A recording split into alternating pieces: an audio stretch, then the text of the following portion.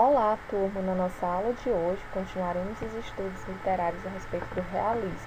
Hoje daremos enfoque ao realismo no Brasil.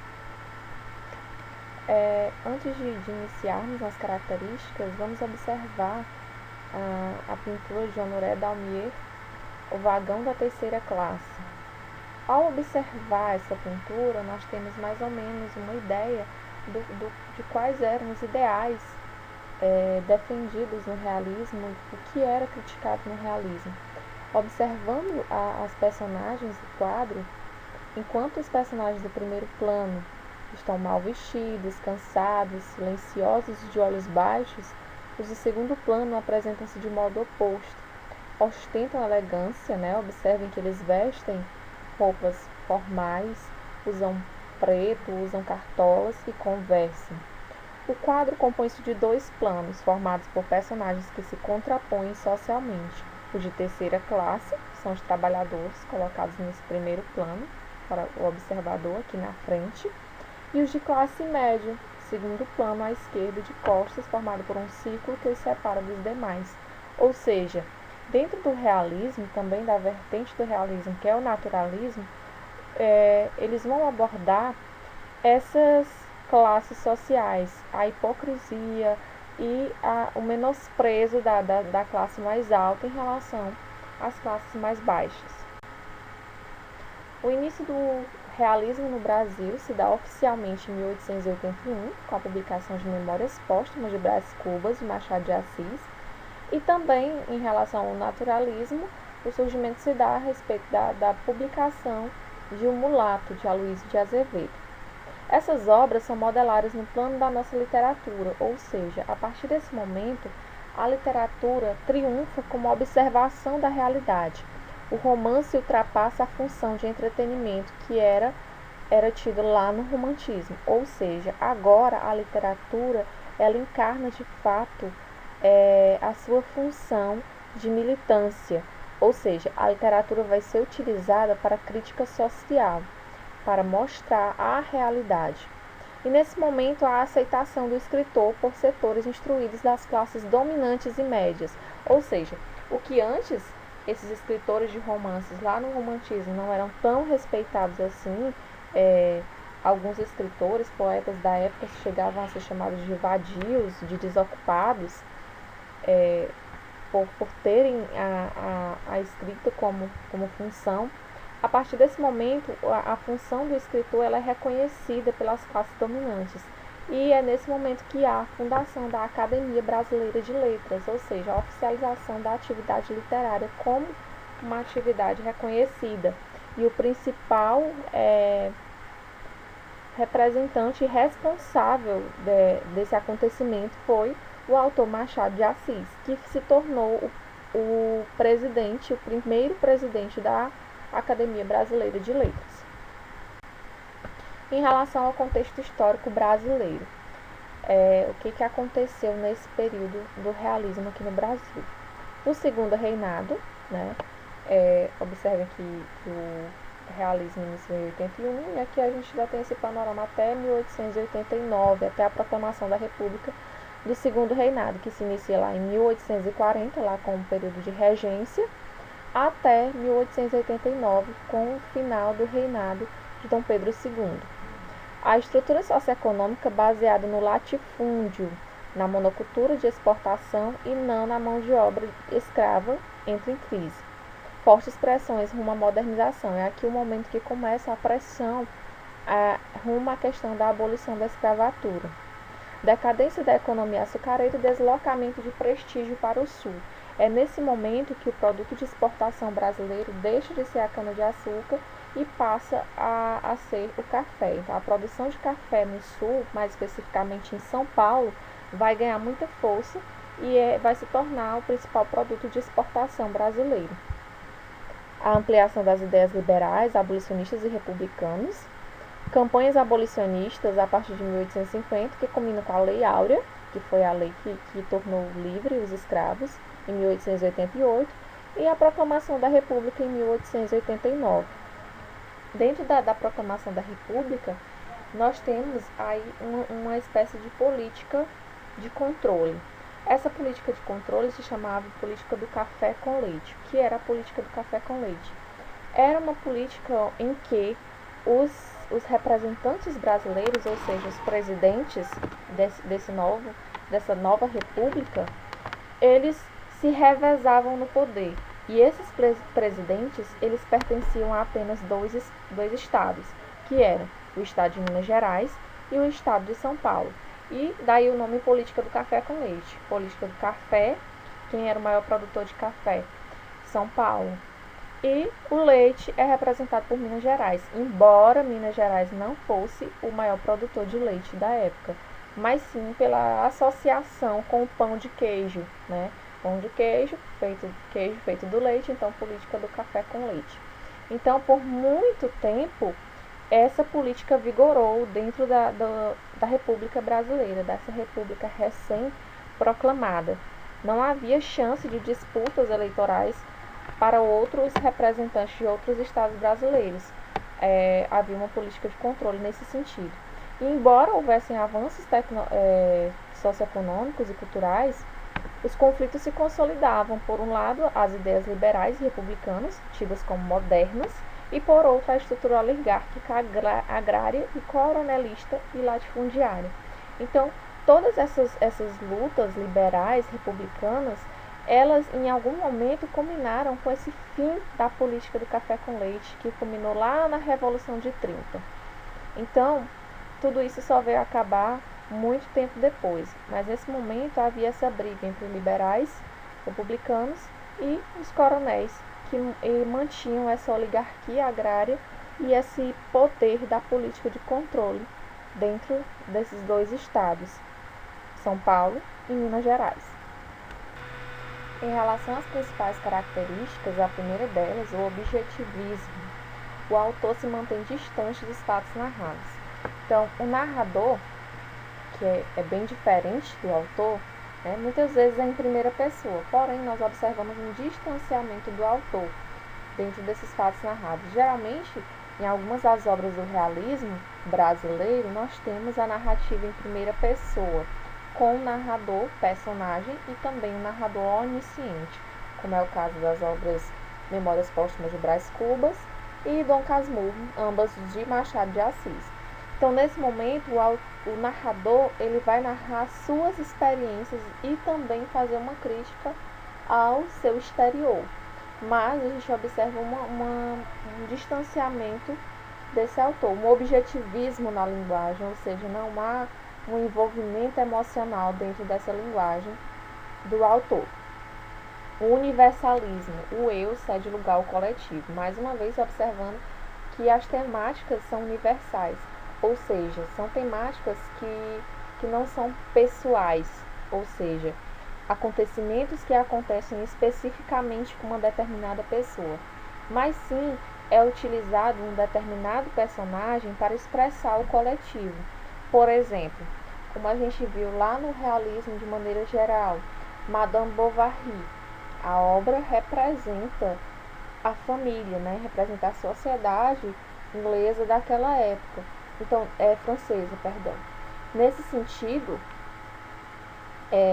nós temos uma personagem que representa o todo, alguns personagens representando o todo. Então o eu ele cede lugar ao coletivo. Aqueles personagens eles representam a coletividade, representam aquilo que era a sociedade da época. Então nós temos personagens esféricas, redondas, como nós chamamos também na literatura.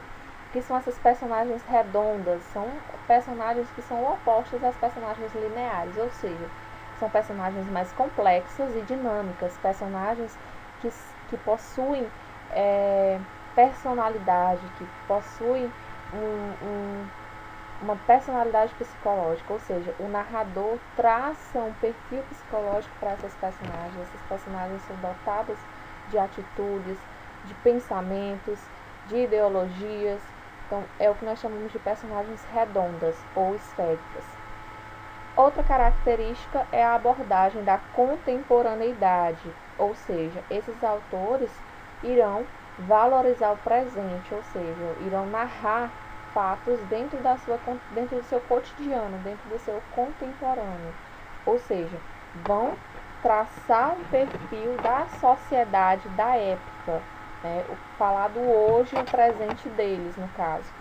E há uma forte crítica social.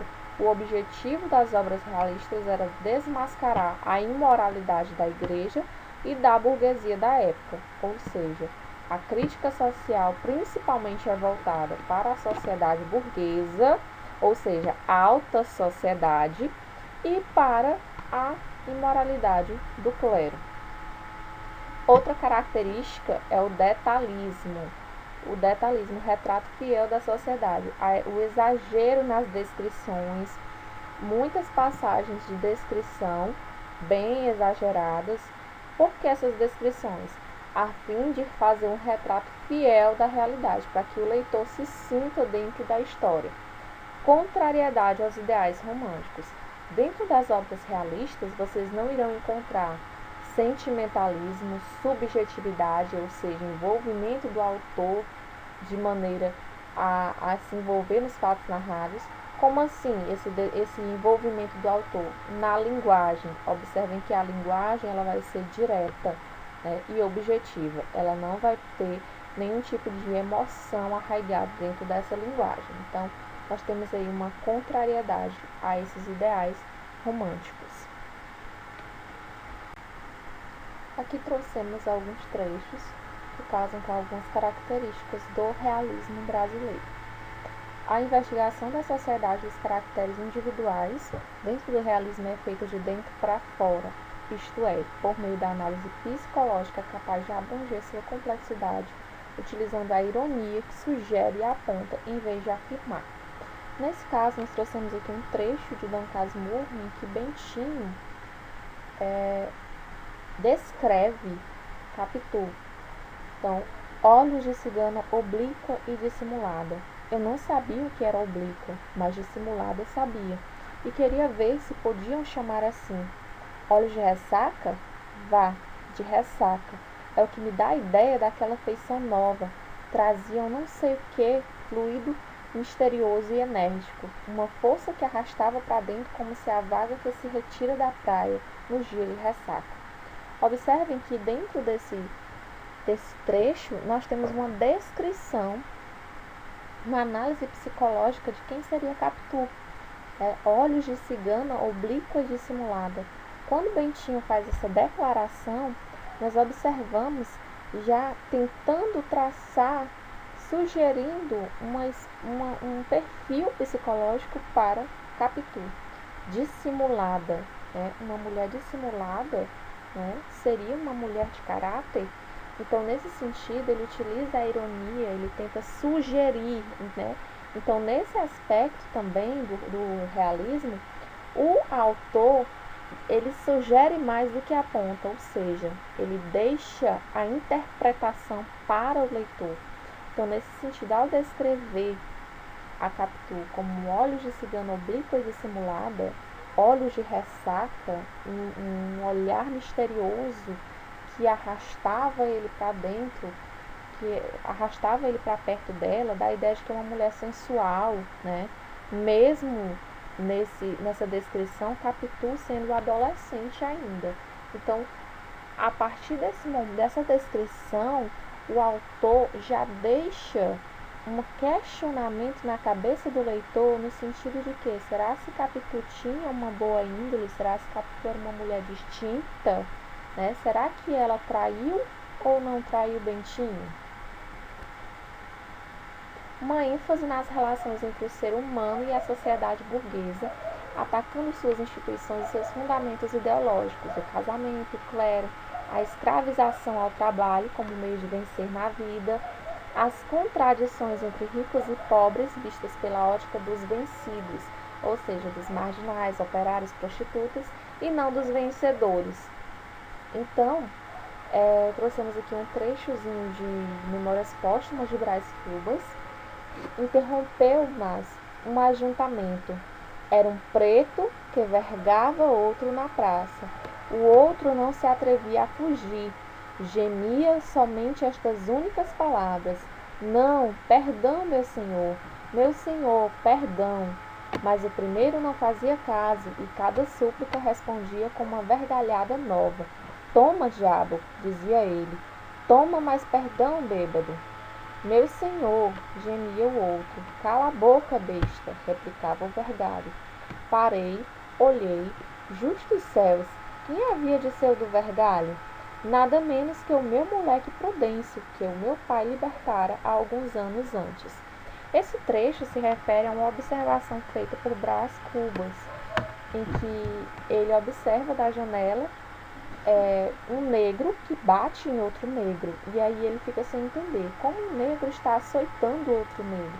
E ao observar, ele vê que este negro que está sendo açoitado é um escravo, e o negro que está açoitando é Prudêncio, um ex-escravo da sua fazenda, um rapaz negro que tinha sido libertado pelo pai de Brás Cubas. Então, observa-se que aí o sonho do oprimido é se tornar o opressor, né?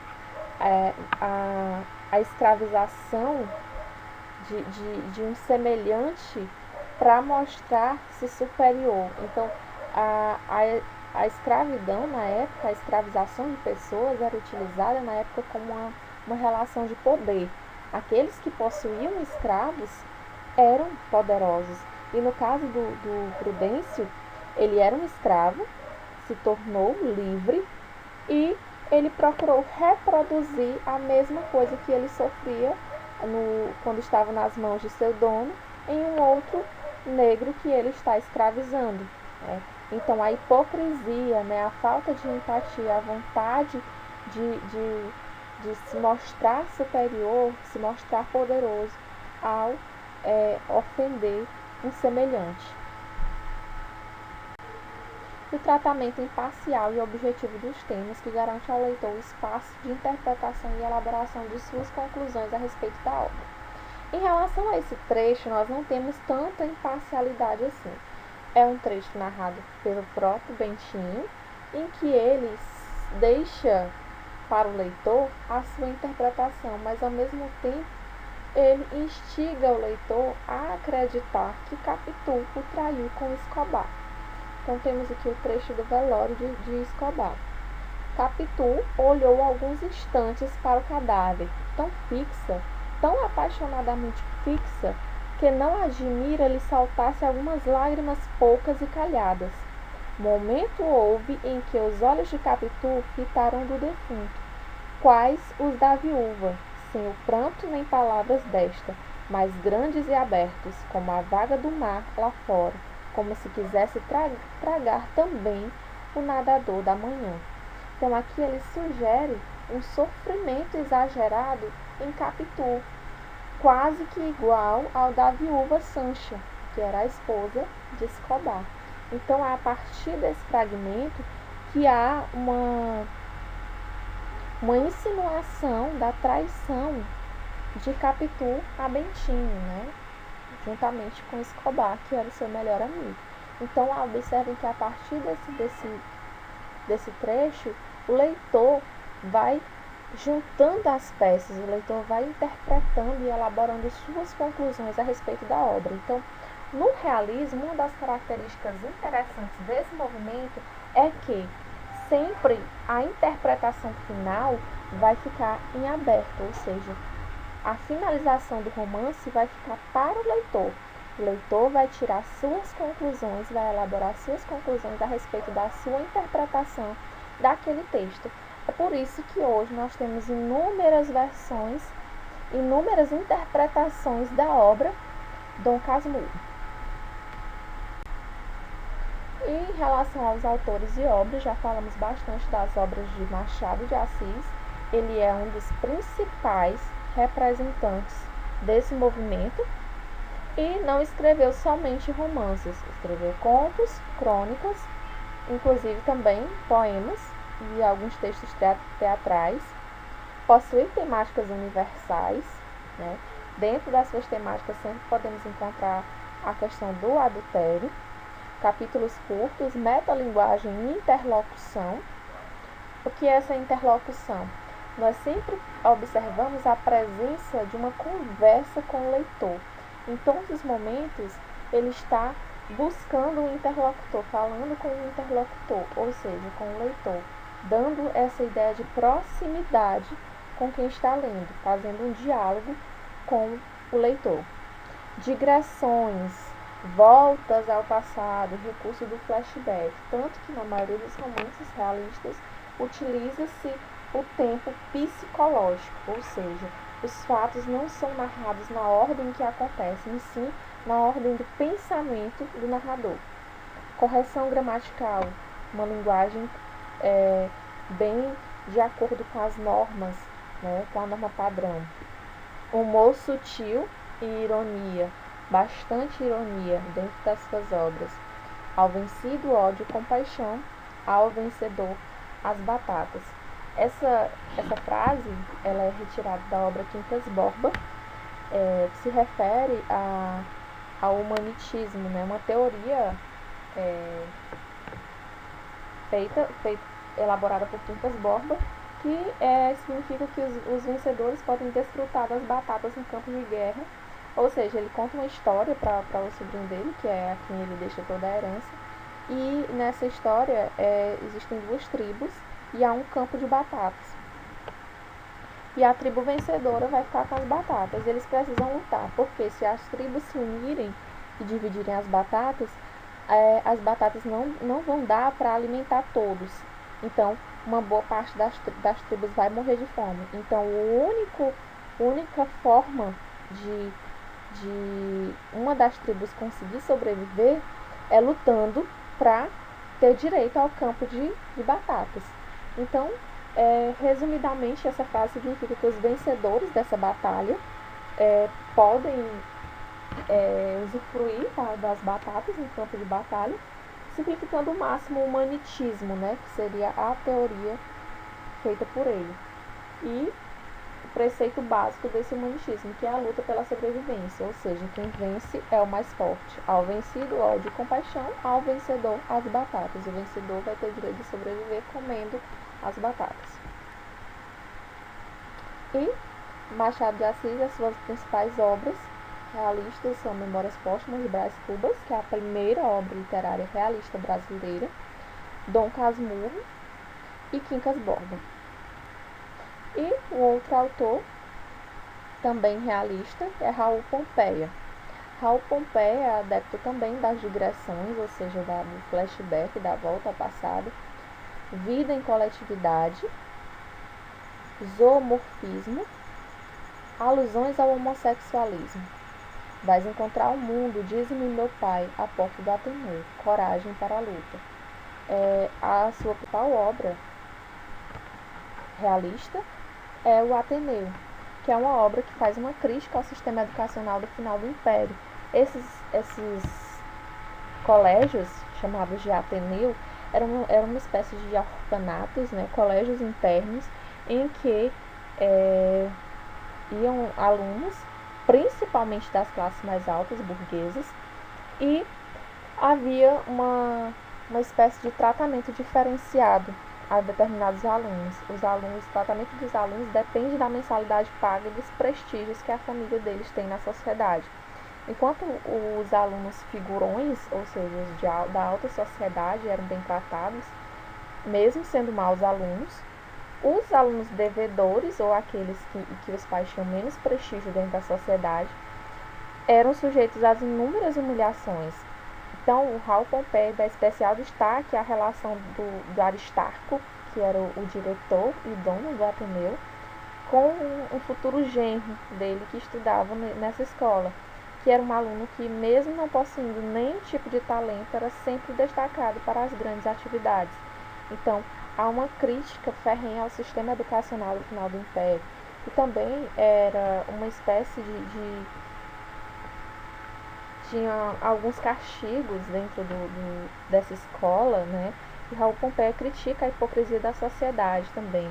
O ambiente cotidiano do internato é obscuro e opressivo e contrasta com alguns eventos do Ateneu. Nas festas, a opressão se torna disciplina e o ambiente se torna festivo e convidativo.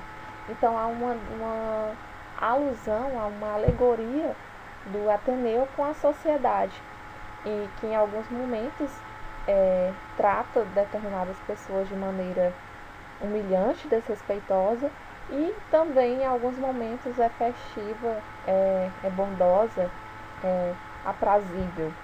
Então a escola é um microcosmo social, é como se a escola, como se esse Ateneu representasse toda a sociedade. A ausência de enredo, o fio da narrativa situa-se na memória do narrador Sérgio, que é o alter ego do autor. Estilo altamente elaborado, prosa artística e requinte verbal. A linguagem dessa obra é bem rebuscada, né? O autor utiliza uma linguagem bem erudita. Sensorialismo, valorização dos sentidos. Nessa obra, o Sérgio, que é o personagem principal, ele se envolve em várias confusões. As amizades dele dentro desse sistema de ensino são todas por conveniência, né? São por interesse.